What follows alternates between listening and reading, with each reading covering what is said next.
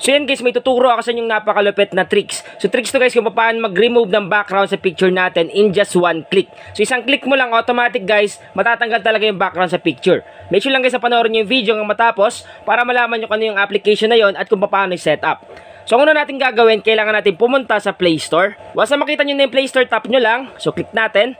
Then dito tayo mapupunta. So itap natin itong search bar or search engine sa taas. Click natin yan. Then ilagay natin dito yung pangalan ng application. So ilagay natin yung Remove BG. Yan guys yung ilalagay natin. Uulitin ko, Remove BG. Once na malagay na natin yan, search lang natin. Para ma-search yan, tap lang natin itong magnifying lens sa baba. Tap natin. Automatic lalabas yan sa pinakaunang result. So ito siya, tap lang natin. Ito yung hanapin natin sa Google Play Store.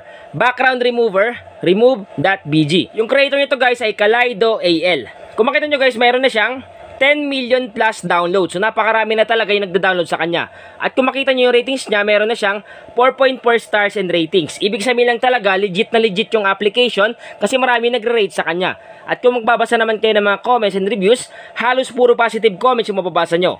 Katibay lamang yan guys na talagang satisfied yung mga nagda-download itong application na background remover. Ang una natin gagawin, kailangan natin i-download at install itong application.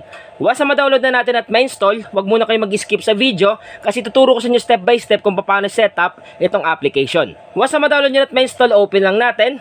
Click open. Sa unang bukas ng application, ito yung makikita nyo.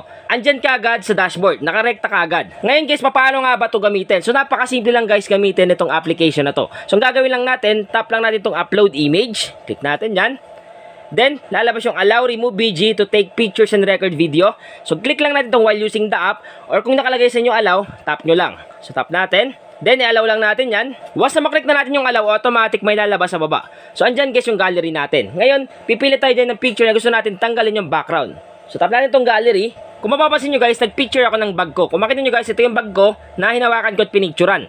Ngayon, itatanggalin natin yung background dyan. So, yung mga background na yan, matatanggal yan. At matitira lang dyan yung bag. So, ang gagawin natin, pumunta lang tayo dun sa application na Remove BG. Then, once nandito na tayo, once na naklik na natin yung gallery, tap lang natin tong picture na napili natin. So, tap natin. Automatic guys, maglo-loading yan. Uploading. So, antay lang natin matapos. Minsan guys, matagal yan. Depende sa picture na tinatanggal yung background. Pero minsan mabilis din. So yan, remove background. Automatic guys makita nyo, natanggal talaga yung background sa bag. At kung mapapansin nyo guys, kahit yung kamay ko is nawala na rin. So ibig sabihin lang, pag nakapokus sa isang bagay, kunyari bag lang, automatic guys, yung bag lang yung makukuha. At matatanggal talaga yung background nya. So ganun guys, kabilis magtanggal ng background sa mga picture natin sa gallery. So malaking tulong talaga to guys, once na nag-edit tayo ng mga picture at gagawa tayo ng collage gamit yung ating mga pictures, tatanggalin natin yung background. Napakasimple lang dito. Isang tap mo lang ng upload image, automatic remove agad yung background ng picture na napili mo. So para masave yan, tap mo lang to. At once na matap mo yan, automatic guys, masisave niyan sa gallery ng phone mo. So sana guys, nakatulong tong vlog ko ngayon. Once again naman, tag PH, thank you and God bless all.